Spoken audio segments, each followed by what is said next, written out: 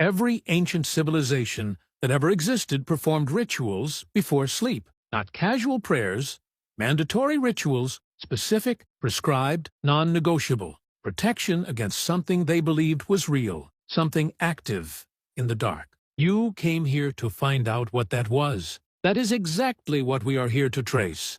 A science channel with 7 million views covered what ancient humans did at night. Sleep patterns, campfires, communal bonding.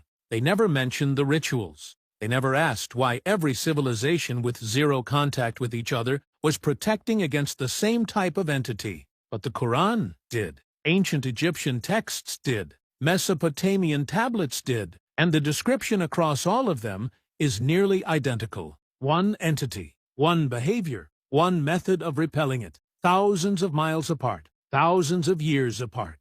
The same. That convergence is what nobody is investigating until tonight. Welcome to the archive. The most viewed video on this topic focuses on what ancient humans physically did at night. They slept in 2 phases. They gathered around fire. They told stories. It is a careful, well-researched video, and it leaves out one detail entirely: the rituals before sleep.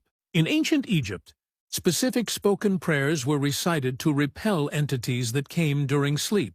In Mesopotamia, clay tablets describe creatures called the Utukku, malevolent beings that operated exclusively at night, repelled only by spoken incantations. In ancient China, mirrors were placed beside sleeping figures, not for vanity, because mirrors were believed to blind entities that fed on human breath during sleep. Every single civilization, no shared language, no contact routes, all performing the same basic act: protection against something they believed was real.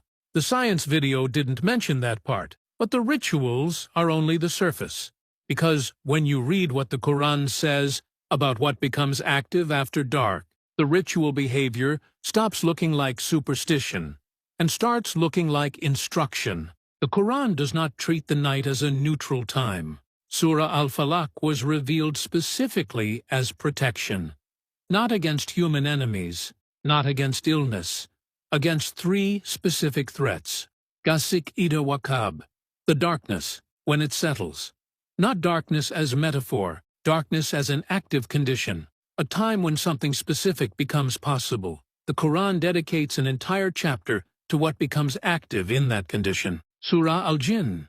In it, a group of jinn, a creation described throughout the Quran as existing parallel to humanity, made from smokeless fire, invisible to the human eye, describe listening to revelation being recited. They speak, they reason, they have their own communities, their own beliefs, their own accountability. This is not mythology. This is a civilization's foundational text treating an invisible parallel species as documented fact.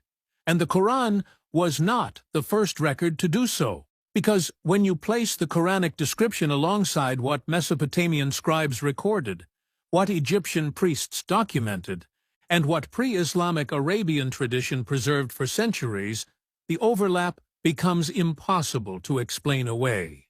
The Utukku of Mesopotamia, night entities that attach to sleeping humans, were described as having no physical form detectable by human senses. The shadow beings of ancient Egypt, called the Shut, documented in the Book of the Dead, were described as existing between states, accessible during sleep and darkness.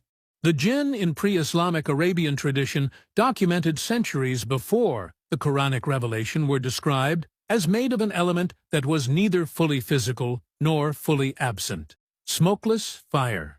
In modern scientific terminology, plasma is a state of matter with no fixed form, capable of emitting energy without a detectable solid structure. These civilizations had no contact with each other, no shared language, no shared trade routes at the time these records were created. And yet, the core description is identical: an entity, invisible, active in darkness, drawn to sleeping humans, repelled by specific spoken words. In 2004, neuroscientists studying sleep paralysis, a documented condition in which people wake unable to move and report the presence of a dark entity, found it occurs in 8% of the global population. Across cultures with zero contact, Western patients, Japanese subjects, Egyptian respondents, North American participants, the description of the entity was nearly identical. A dark presence. Near the chest. At night.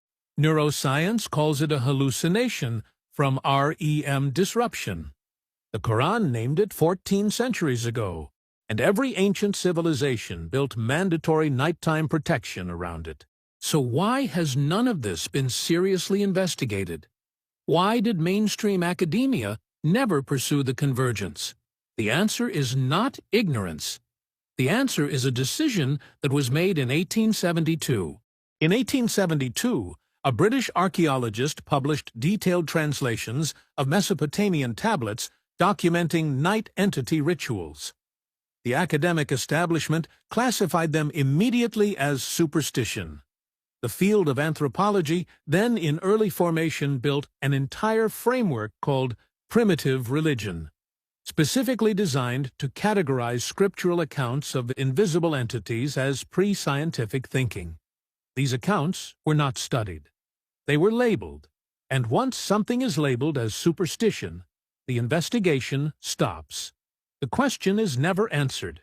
It is simply dismissed, which means the convergence across the Quran, Egyptian texts, and Mesopotamian records has never received a formal, independent academic investigation. Not because the evidence isn't there, because the label was applied before the evidence was examined. 7 million people watched a video about what ancient humans did at night. Nobody told them what ancient humans were protecting themselves from. Nobody asked why a 14-century-old scripture and 4,000-year-old clay tablets described the same entity. Those questions were dismissed in 1872, and the archive does not accept dismissals.